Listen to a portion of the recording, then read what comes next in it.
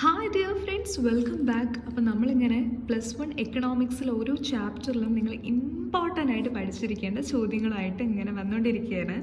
അപ്പോൾ ഈ ഒരു 5ാമത്തെ ചാപ്റ്റർ ആയിട്ടുള്ള human capital formation in India, ഈ ചാപ്റ്ററിൽ നിങ്ങൾ മോസ്റ്റ് ഇമ്പോർട്ടൻ്റ് ആയിട്ട് പഠിച്ചിരിക്കേണ്ട ഒരു ചോദ്യം എന്ന് പറയുന്നത് the sources of human capital. ഇത് എല്ലാ ചോദ്യ പേപ്പറിലും നിരന്തരമായിട്ട് ഫ്രീക്വൻ്റ് ആയിട്ട് ചോദിച്ചു കാണുന്നൊരു ക്വസ്റ്റ്യൻ ആണ് മക്കളെ. വളരെ ഈസിയാണ് ഇതിന് ആൻസർ ചെയ്യാൻ വേണ്ടിയിട്ട്. സോഴ്സ് ഓഫ് ഹ്യൂമൻ ക്യാപിറ്റൽ എന്ന് പറയുമ്പോൾ നിങ്ങൾക്ക് മൊത്തം 5 ആൻസേഴ്സാണ് എഴുതാനുണ്ടാവുക. 5 സോഴ്സാണ് നമുക്ക് എഴുതാനുണ്ടാവുക ആൻസർ. അതിൽ education, health, on the job training, migration and information. ഇത്രയും കാര്യങ്ങൾ നിങ്ങൾ നന്നായിട്ട് പഠിച്ചു വയ്ക്കുക. ഈ ഒരു ചോദ്യം മസ്റ്റായിട്ട് നിങ്ങൾക്ക് പ്രതീക്ഷിക്കാവുന്നതാണ്. ഈ ഒരു ചാപ്റ്ററിൽ തന്നെ മോസ്റ്റ് ഇമ്പോർട്ടൻറ്റ് എന്നുള്ള രീതിയിൽ കൊടുത്തിട്ടുള്ളൊരു ഏരിയ ആണ് സോഴ്സസ് ഓഫ് ഹ്യൂമൻ ക്യാപിറ്റൽ.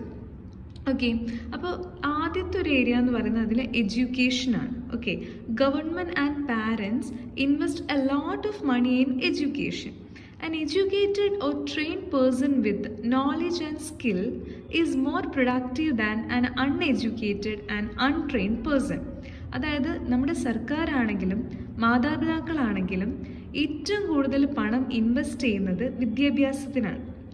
ഇതിൻ്റെ കാരണം എന്താണെന്ന് വെച്ച് കഴിഞ്ഞാൽ വിദ്യാഭ്യാസം ആർജിച്ചിട്ടുള്ള അല്ലെങ്കിൽ കൃത്യമായ പരിശീലനം ലഭ്യമായിട്ടുള്ള ഒരു വ്യക്തിക്ക് അവരുടെ സ്കിൽസും അവരുടെ പ്രൊഡക്ടിവിറ്റിയും വളരെയധികം നല്ല രീതിയിൽ രാജ്യത്തിൻ്റെ പുരോഗതിക്ക് വേണ്ടിയിട്ട് ഉപയോഗിക്കാൻ സാധിക്കും. Educated population contribute substantially two countries economic growth and development. ഒരു രാജ്യത്തിൻ്റെ വളർച്ചയ്ക്കും പുരോഗതിക്കും അത് ഏറ്റവും കൂടുതൽ ഹെൽപ്ഫുൾ ആവുന്നത് എഡ്യൂക്കേറ്റഡ് ആയിട്ടുള്ളൊരു പോപ്പുലേഷനാണ് ആ രാജ്യത്ത് ഉണ്ടെങ്കിലാണ്. എക്കണോമിക് ഗ്രോത്ത് ആൻഡ് ഡെവലപ്മെൻറ്റിലേക്ക് ഏറ്റവും കൂടുതൽ ഹെൽപ്പ് ചെയ്യുന്ന ഒന്നാണ് എഡ്യൂക്കേഷൻ. സോ ടോപ്പ് പ്രയോറിറ്റിയിൽ നമ്മൾ സ്ഥാനം കൊടുക്കേണ്ടതായിട്ടുള്ള ഒരു സോഴ്സ് ഓഫ് ഹ്യൂമൻ ക്യാപിറ്റലാണ് എന്ത്, എഡ്യൂക്കേഷൻ എന്ന് പറയുന്നത്. അപ്പോൾ എഡ്യൂക്കേഷൻ അത്രമാത്രം ഇമ്പോർട്ടൻ്റ് ആണെന്ന് മനസ്സിലാക്കുക. ക്ലിയർ അല്ലേ? അടുത്തൊന്നാണ് ഹെൽത്ത്, ആരോഗ്യം. Only healthy persons can work, therefore health is an important source of human capital. Expenditure on health അത് ഒത്തിരി ഇമ്പോർട്ടൻ്റ് ആണ്. അതായത് നമ്മൾക്കറിയാം, ആരോഗ്യം ഉണ്ടെങ്കിലേ നമുക്ക് നല്ല രീതിയിൽ ജോലി ചെയ്യാൻ സാധിക്കുള്ളൂ. നമുക്ക് എത്ര അറിവുണ്ടെങ്കിൽ പോലും ആരോഗ്യമുള്ളൊരു ശരീരം നമുക്കുണ്ടെങ്കിൽ മാത്രമാണ്, ആരോഗ്യമുള്ളൊരു മനസ്സും നമുക്കുണ്ടെങ്കിൽ മാത്രമാണ് നല്ല രീതിയിൽ വർക്ക് ചെയ്യാൻ പറ്റുക. സോ ഹ്യൂമൻ ക്യാപിറ്റലിലെ മറ്റൊരു ഇമ്പോർട്ടൻറ്റ് സോഴ്സാണ് ഹെൽത്ത് എന്ന് പറയുന്നത്. അപ്പോൾ അത് എന്തിലൊക്കെയാണ് ഇൻവെസ്റ്റ്മെൻറ്റ് നടക്കുന്നത്?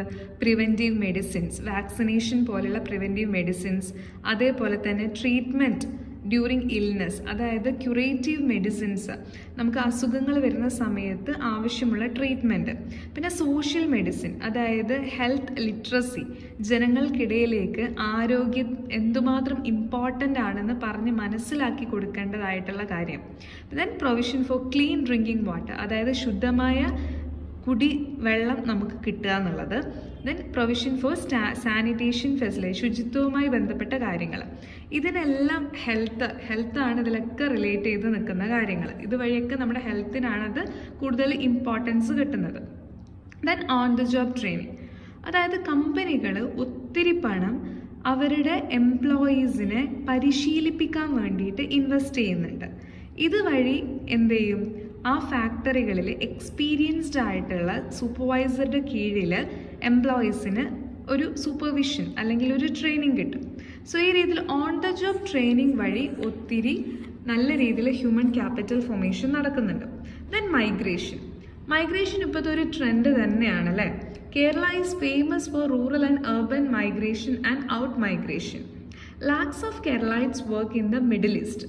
നമ്മുടെ കേരളത്തിൽ ഒരുപാട് വ്യക്തികൾ, നമ്മുടെ പോപ്പുലേഷൻ്റെ ഒരു പാർട്ട് തന്നെ പല രാജ്യങ്ങളിലാണ് വർക്ക് ചെയ്യുന്നത്. USA, Europe, Australia etcetera. അപ്പോൾ ഇവർ എന്തുകൊണ്ടാണ് ഇങ്ങനെ മൈഗ്രേറ്റ് ചെയ്യുന്നതെന്ന് വെച്ച് കഴിഞ്ഞാൽ നമ്മുടെ രാജ്യത്ത് തൊഴിലില്ലായ്മ ഉള്ളതുകൊണ്ടും വിദേശ രാജ്യങ്ങളിൽ നല്ല ജോലി സാധ്യത ഉള്ളതുകൊണ്ടാണ്. ക്ലിയർ? അപ്പോൾ ഈ രീതിയിൽ 4 പോയിന്റ് നമ്മളിപ്പോൾ പറഞ്ഞു. അവസാനത്തെ പോയിന്റാണ് ഇൻഫർമേഷൻ.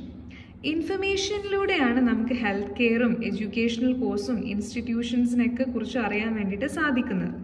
രാജ്യത്തിൻ്റെ പല ഭാഗങ്ങളിലുള്ള ജോലി സാധ്യത, അവിടുത്തെ സാലറി ലെവല്, ഏതൊക്കെ തരത്തിലുള്ള ജോലികൾ, ഇതെല്ലാം നമുക്ക് അറിയാൻ പറ്റുന്നത് ഇൻഫർമേഷനിലൂടെ. സോ ഇൻവെസ്റ്റ്മെൻറ്റ് ഇൻ ഇൻഫർമേഷനും ഒരു ഹ്യൂമൻ ക്യാപിറ്റലാണ്. അപ്പോൾ മക്കളെ, ഈ പറഞ്ഞിട്ടുള്ള ചോദ്യത്തിൻ്റെ ഉത്തരങ്ങൾ നന്നായിട്ട് പഠിച്ചോളൂ. ഇത് നിങ്ങൾക്ക് തീർച്ചയായും എക്സാമിന് ഹെൽപ്ഫുൾ ആയിരിക്കും. So source of human capital നന്നായിട്ട് തന്നെ എഴുതാം. നമുക്ക് 6ാമത്തെ ചാപ്റ്ററായിട്ട് അടുത്ത വീഡിയോയിൽ കാണാം. താങ്ക്